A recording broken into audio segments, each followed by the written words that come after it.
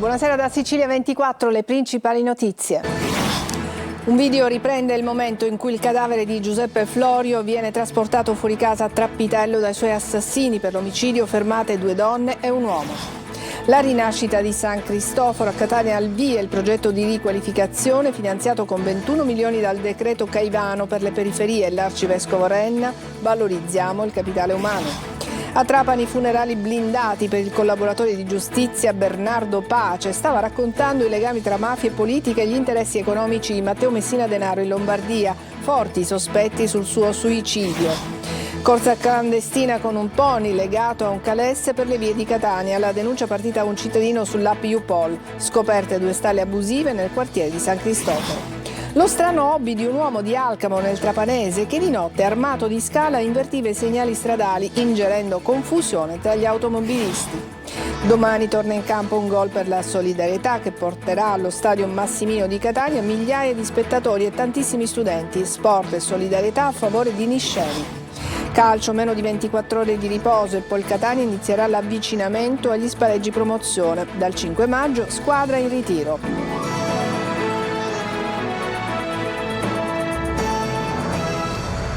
Bentrovati, è arrivata la svolta sull'omicidio di Giuseppe Florio, trovato cadavere domenica mattina nelle campagne di Castiglione. Le immagini della videosorveglianza inchiodano 3 persone. Si tratta di 2 donne e un uomo che la vittima frequentava da qualche tempo. Simona Mazzone.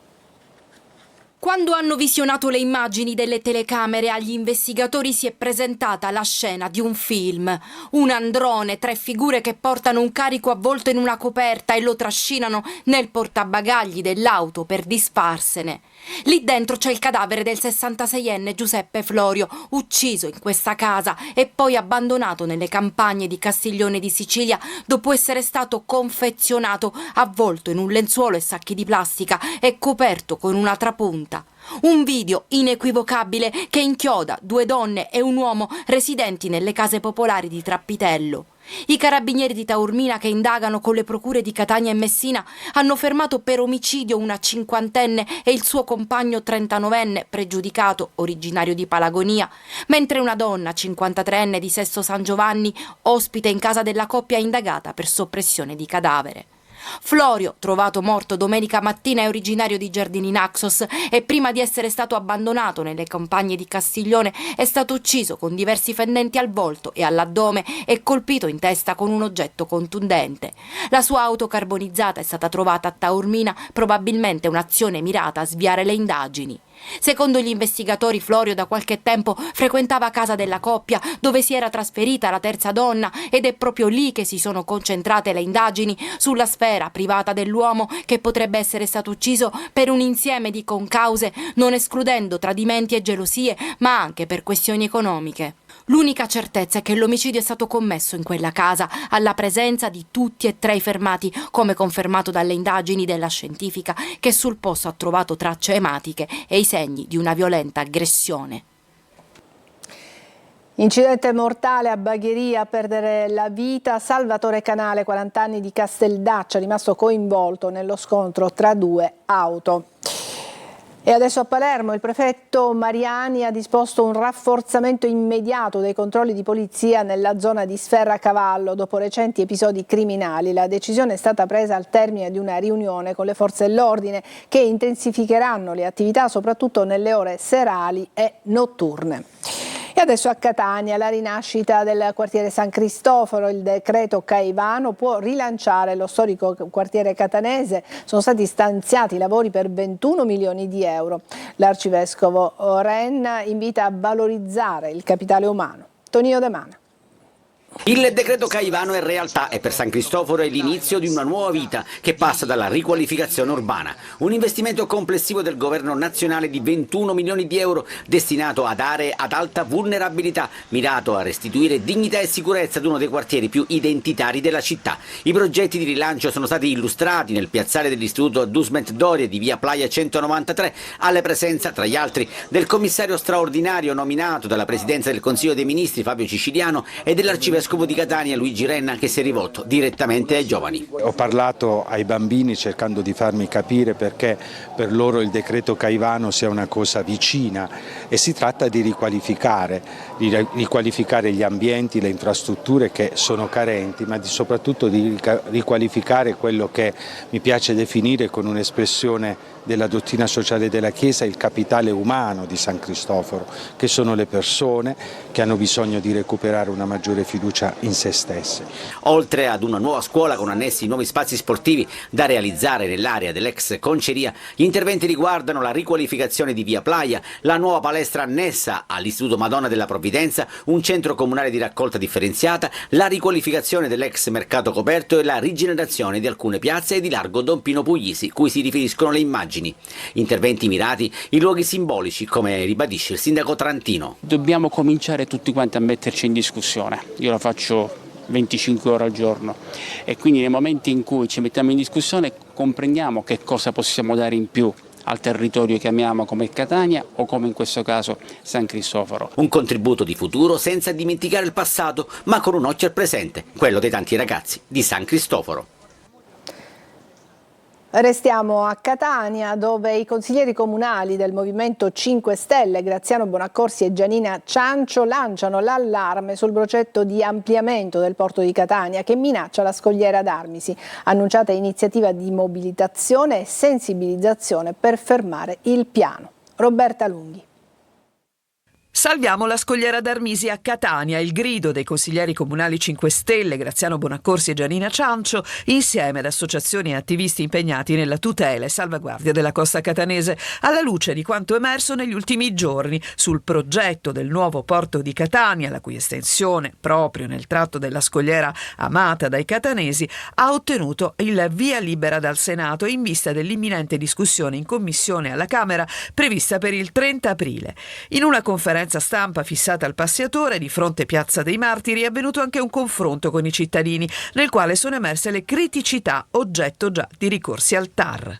Stanno cercando di rubarci un tratto di costa che ha un'importanza dal punto di vista naturalistico, geologico e biologico straordinaria. E ci sono delle difformità nel progetto che destano molti dubbi. Non condividiamo quasi nulla di questo progetto, che prevede nuova cementificazione, che prevede, ora abbiamo la conferma, un'estensione sia a sud che a nord in aree di pregio naturalistico e storico per la città di Catania. Critica la posizione circa l'iter delle osservazioni al piano regolatore del porto.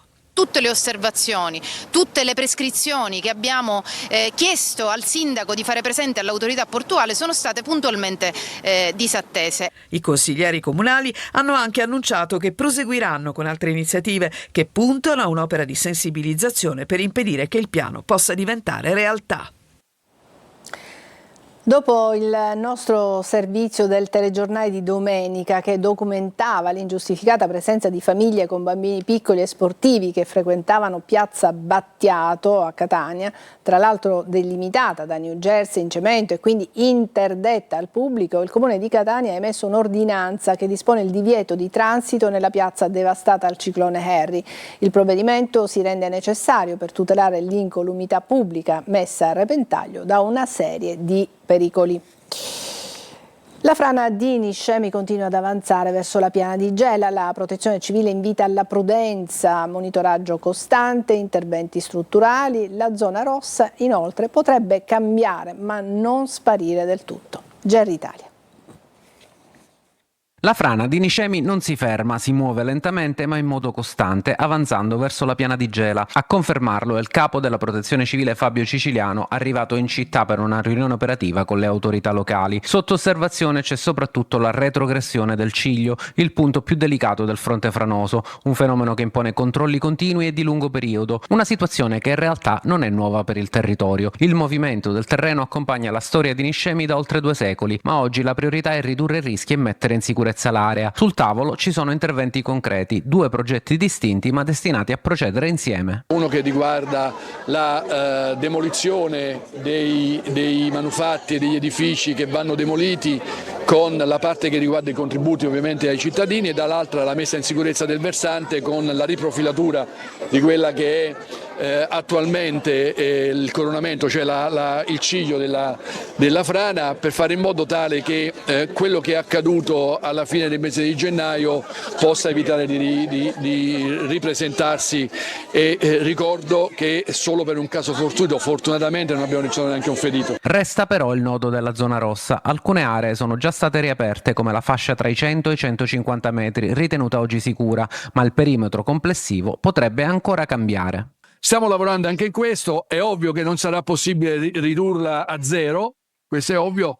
Stiamo ragionando per eventualmente ridurre ancora un po' di più, però è ancora presto, bisogna aspettare ancora qualche tempo, forse qualche settimana. Nel frattempo Niscemi continua a convivere con la sua frana, una presenza silenziosa ma costante che impone attenzione, memoria e interventi mirati. Funerali blindati per il collaboratore di giustizia Bernardo Pace. Solo i parenti più stretti si sono ritrovati al cimitero di Trapani. L'uomo aveva raccontato gli interessi economici di Matteo Messina Denaro in Lombardia e dell'ex avvocato Antonino Messina, a processo davanti al Tribunale di Marsala. Laura Spanò. Si sono svolte al cimitero di Trapani in forma privata e blindato i funerali del collaboratore di giustizia Bernardo Pace, ufficialmente suicida nel carcere di Torino. Pace, trapanese, era coinvolto nel processo Idra sulla presunta alleanza tra Camorra, 'Ndrangheta e Cosa Nostra a Milano. La procura piemontese ha concesso il nulla osta al trasferimento della salma a Trapani, ma l'inchiesta sulla sua morte prosegue. Pace, che aveva iniziato a collaborare, era pronto a parlare dei legami tra organizzazioni mafiose e politica e stava entrando nel cuore del sistema, raccontando un meccanismo in cui la mafia non si limita a infiltrarsi nello Stato ma ne diventa parte strutturale. Pace nei suoi 2 verbali ha illustrato gli interessi della famiglia dei Messina Denaro in Lombardia, tanto che per conto del boss deceduto aveva accolto a Milano il suo commercialista di fiducia. I suoi verbali saranno depositati dalla Procura di Palermo agli atti del processo che vede imputato l'ex avvocato Antonio Messina davanti al Tribunale di Marsala, indicato come il gestore dei soldi di Matteo Messina Denaro. Pace ha fatto il nome di Antonio Messina indicandolo tra i referenti operativi del sodalizio che a Milano era gestito da Paolo Errante Parrino, imparentato con i Messina Denaro, raccontando il suo ruolo di intermediario. Francesco Cerrito, ex direttore del Dipartimento Sociosanitario dell'ASP di Palermo, ha patteggiato una pena a 3 anni e 6 mesi per l'accusa di corruzione. Il dirigente dell'azienda sanitaria era stato arrestato dagli agenti della squadra mobile assieme al commercialista ed ex presidente della Samot Mario Lupo, mentre riceveva dei soldi dentro una bomboniera nel parcheggio dell'ASP. Corsa clandestina con un pony legato a un calesse per le vie di Catania. La denuncia parte da un cittadino. La polizia scopre 2 stalle abusive nel quartiere di San Cristoforo. Emanuela Corsi. Un cavallo costretto a trainare un calesse, mentre attorno giovani in scooter lo incitano a correre. Una scena già vista, simbolo dell'illegalità diffusa sulle nostre strade, dove spesso ad avere la peggio sono proprio gli animali. Basti pensare al povero equino morto lo scorso ottobre sulla circonvallazione dopo uno schianto al Tondo Gioieni. Questa volta il protagonista è un piccolo pony, costretto, come vedete nelle immagini, a correre per le vie di Catania.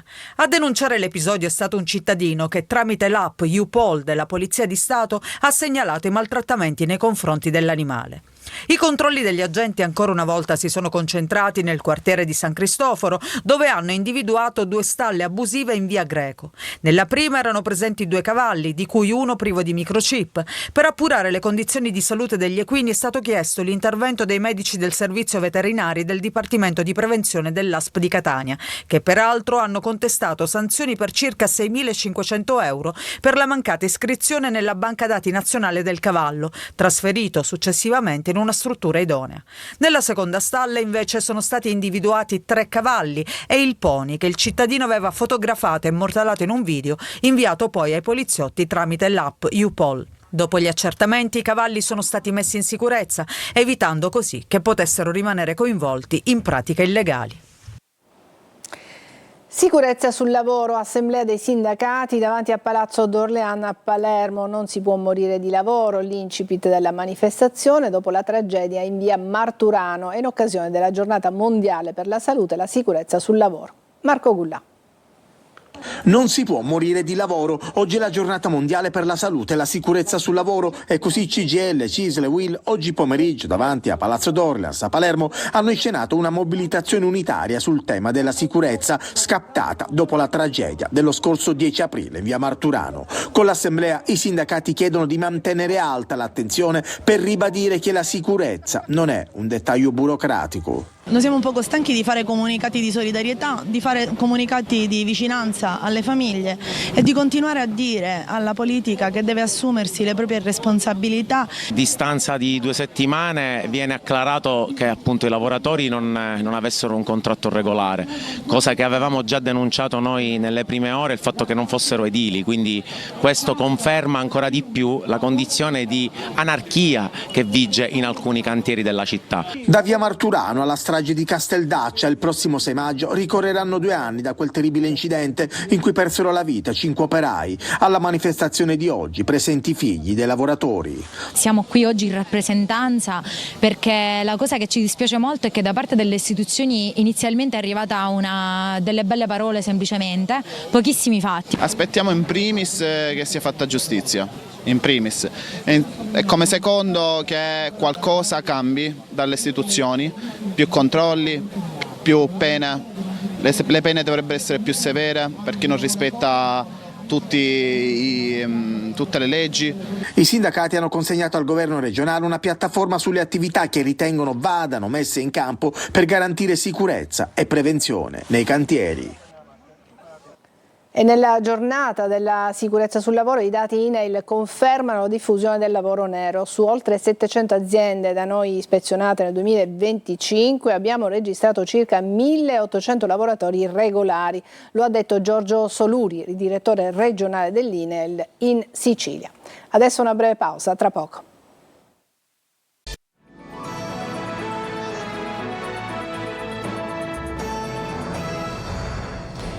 Adesso vi raccontiamo la singolare vicenda di un uomo che ad Alcamo, nel Trapanese, sostituisce segnali stradali in giro per la città creando confusione tra gli automobilisti. Orazio Longo.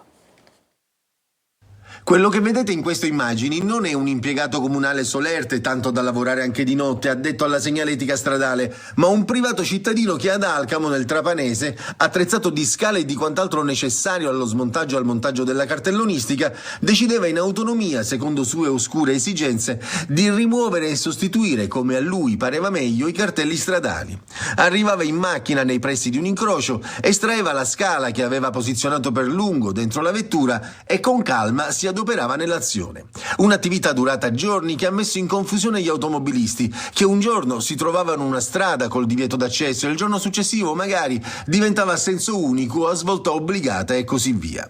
Alcuni utenti hanno segnalato l'anomalia a mettersi alla ricerca dell'ignoto scambiatore di cartelli, i carabinieri che durante un controllo notturno hanno sorpreso l'uomo mentre stava sostituendo nell'intersezione tra Viale Europa e Piazza Vittime Attentato di Nassiria un segnale di stop con un altro precedentemente smontato in un altro incrocio raffigurante il dare precedenza. L'uomo è stato deferito in stato di libertà alla Procura della Repubblica per il reato di omesso collocamento o rimozione di segnali stradali. Anche domani botteghini aperti a Catania per la 18ª edizione di Un Gol per la Solidarietà che porterà allo Stadio Massimino di Catania migliaia di spettatori e tantissimi studenti. Una giornata di solidarietà. Sentiamo Simona Mazzone. Torna Un Gol per la Solidarietà allo Stadio Massimino anche quest'anno, ma c'è una novità, quest'anno diventate maggiorenni. Quest'anno diventiamo maggiorenni, 18 anni di fatica ma 18 anni di soddisfazione per un evento che oggi a livello nazionale può contare davvero la presenza di tantissimi artisti sportivi che hanno dato e che daranno visibilità alla città di Catania. Com'è cresciuto in questi anni? L'evento è cresciuto tantissimo e ogni anno è una magia, la definiamo una magia perché coinvolge tantissime personaggi dello spettacolo, autorità, cittadini, sportivi, calciatori, studenti, quindi è una magia, una festa privilegiata per i catanesi e che cercherà sempre di fare bene per il prossimo. Lo stesso nome, Gol per la Solidarietà, fa capire che ogni anno voi vi dedicate comunque a un aspetto particolare. Quest'anno la vostra attenzione è su Niscemi. Sì, quest'anno abbiamo deciso di dare vicinanza ai cugini di Niscemi e quindi l'incasso servirà a realizzare un parco giochi alla comunità di Niscemi, quindi siamo contenti. Quel giorno, cioè domani mattina, arriveranno tantissimi studenti da tutte le parti della Sicilia, ma ospiteremo gli studenti di Niscemi che saranno accolti da un grossissimo applauso da tutti i catanesi presenti allo stadio. Cosa bisogna fare per comprare il biglietto? C'è grandissima adesione da parte delle scuole catanesi e non solo, appunto per favorire chi verrà da fuori Catania. Domani mattina alle 8:30 i botteghini saranno aperti per consentire appunto agli studenti e non solo di prendere parte all'evento acquistando il biglietto di Curva Nord. Qual è la novità più importante di quest'anno? Novità ce n'è tante, tante saranno le sorprese che quindi non possiamo svelare, però tra tutte ovviamente la madrina Eleonora Incardona, diciamo che gratificherà con la sua bellezza ma anche la sua professionalità i presenti allo Stadio Massimino. Adesso una breve pausa e poi il calcio.